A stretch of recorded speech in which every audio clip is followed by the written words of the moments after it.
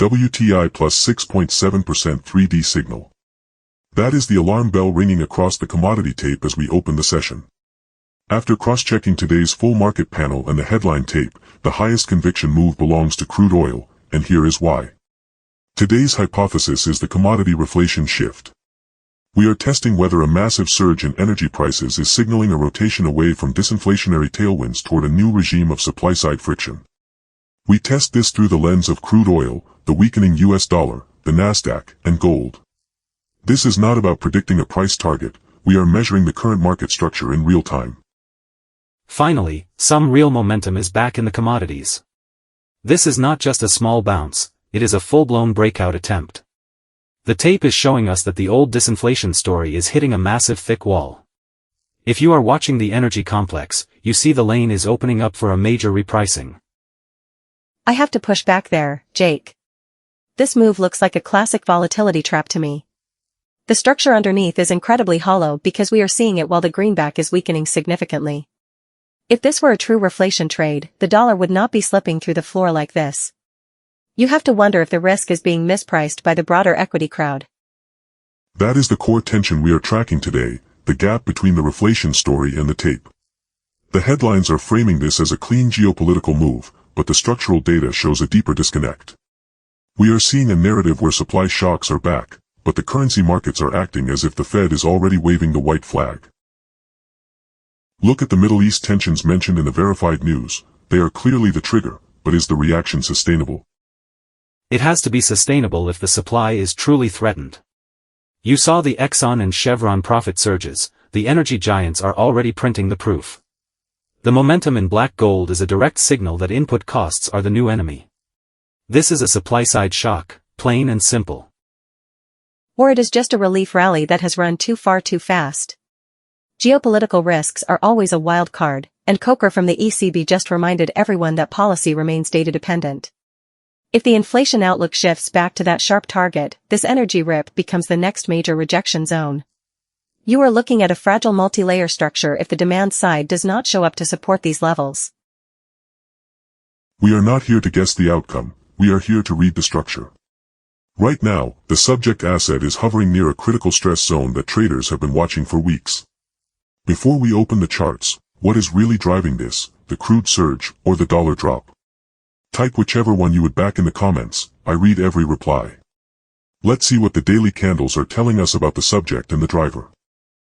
We start with the subject, crude oil WTI, which has seen a significant move of $5.28 over the past 3 trading sessions. This move has pushed price back inside the Ichimoku cloud, which I want you to think of as a weather front on the chart where visibility is low. The structure has validated the baseline as support, but it has not cleared the cloud roof yet. Look at that bullish lower shadow candle, Ethan. That is a massive behavioral footprint of buyers absorbing every sell order near the lows. Price rejected the lower levels and surged back with real force. To me, the path is wide open until we hit the upper Bollinger Band, which acts like a rubber rail for price extension. Wait, Jake, do not ignore the RSI, or the Relative Strength Index. It is sitting in neutral territory, not overbought, but the price is still stuck under that heavy cloud roof.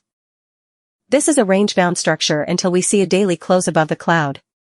If we do not get that confirmation, this is just another rejection in the making. The structure remains unresolved inside the cloud, and we must monitor the reaction at the upper boundary. For those watching the levels, crude oil is currently sitting at 84.72. Now to the driver, the US dollar index, which is moving inversely to the energy rip. The greenback, think of it as the world's primary pricing yardstick, is down 1.21 cents over the past 3 trading sessions. This is the exact pressure lifting the dollar-denominated commodity complex. The dollar is dropping sharply, and that is the green light for everything else to run. Price is testing the lower Bollinger Band, and the bands are expanding, which means volatility is heating up. This is a momentum burst for the commodity bulls. I see the opposite, Jake. The index is inside its own Ichimoku cloud, and the floor is holding for now. This is a harami pattern, a Japanese candle formation that often signals a pause or a potential turn in the trend. If the dollar finds a floor here, the commodity surge is testing a brick wall immediately. We move to the context, the Nasdaq 100, checking if tech valuations can handle these rising input costs. The index is currently sitting at 28,400, having climbed 628 points over the past 3 trading sessions. Like our other assets, price is trapped inside the cloud. Tech is showing incredible resilience despite the energy shock. Bollinger Bandwidth is widening, which tells us the volatility is elevated, but price is holding above the conversion line. This is a signal that the market is not panicking about inflation yet. It is not resilience, it is a disconnect. Nasdaq is sitting below its Ichimoku baseline, which means the medium-term trend is still under pressure. The structure has no observable support if energy keeps ripping because that will eventually squeeze corporate margins. We are watching a fragile floor. The Nasdaq reveal is clear, price is currently trading at 28,424. Finally, our confirmed asset, gold, which is up $25 over the past 3 trading sessions. Unlike oil, gold is still sitting below its Ichimoku cloud, meaning the cloud is currently acting as overhead resistance. This confirms my point about the reflation shift being unconfirmed. Gold is failing to act as a real inflation hedge because it cannot break into that cloud. The Bollinger Bands are contracting, with a compressed Bollinger range getting tighter, but the breakout has not happened. But it is holding its ground while yields remain high. That is a structural win. If the dollar stays weak, gold is the next one to snap higher. Watch the conversion line for a confirmed cross. The mechanism behind the commodity reflation shift is a simple domino effect. Rising energy costs act as a tax on the entire global economy. When crude oil rips like this, it pushes up input costs, which pressures profit margins and forces a repricing of equity multiples. We are moving from a regime of disinflationary tailwinds to one of supply-side friction. This is exactly what Martin Coker from the ECB warned about regarding geopolitical risks and inflation targets. And that is the enemy of this current stock rally. If energy keeps this momentum, the disinflation narrative is dead. We saw this in the late 1970s, energy costs stayed high and kept a permanent lid on growth. Today's tape is flirting with that same historical signature. If the driver, the dollar, finds a floor while oil keeps climbing, the equity cushion will disappear. The real risk is the structural disconnect between the Fed skepticism and the reality of higher costs. The market is pricing in a soft landing, but energy shocks are notoriously hard to land. What breaks the link is a reversal in the dollar. If the greenback catches a bid, it will act as a structural breakdown for the reflation trade. We would see an immediate breakdown in the commodity complex as the liquidity dries up. The falsification of our hypothesis would be a daily close in crude oil below its Ichimoku baseline. That would signal that today's rip was just noise. Without that anchor, the reflation cascade has no obvious circuit breaker until the next major resistance zone. The air is getting heavier, even if the index does not show it yet. Let's see how the live scoreboard is grading this setup. Let's run the tape on the live scoreboard to see where the stress is landing.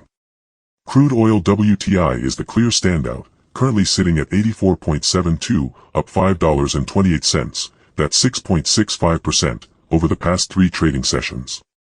This move is leading the reflation story, though it remains inside the cloud. Look at the Nasdaq 100 too. It is currently trading at 28,424, up 628 points, that's 2.26%, over the past 3 trading sessions. It is lagging the oil move in terms of relative magnitude, which shows the inflation pressure is starting to cap the upside for tech. And do not miss the US dollar index. It is currently sitting at 100.2, down 1.21 cents, that's 1.19%, over the past 3 trading sessions. The weakening dollar is the only reason this scoreboard looks green for commodities. Gold is barely budging in comparison, currently trading at 4,053.8, up $25, that's 0.63% over the past 3 trading sessions, over the same window. The final verdict is one of caution. The commodity rip is loud, but it lacks cross-asset confirmation from gold and a clear breakout in tech. The assumption is that supply friction is the new driver, but the caveat is the dollar's proximity to its cloud floor. It's a breakout in the making, Ethan. The momentum is undeniable. It's a trap until the cloud roof breaks, Jake. The structure is still hollow. As we head into the weekend, the focus shifts to whether this week's energy move was a regime shift or just a spike. Watch the upcoming US CPI report and any further developments in the Middle East tensions. Those are the catalysts that will either confirm or break the commodity reflation shift. Remember, most traditional venues are closed over the weekend, but the crypto markets, like Bitcoin, will remain live and could signal how risk sentiment is evolving before the Sunday evening reopen. The question now is whether crude oil can close above $86 on the daily while the dollar remains under pressure. That single answer reroutes the structure for the entire next week. Tomorrow's hook is already on the board. Subscribe so you do not miss the follow-through, and like if today's structure was useful.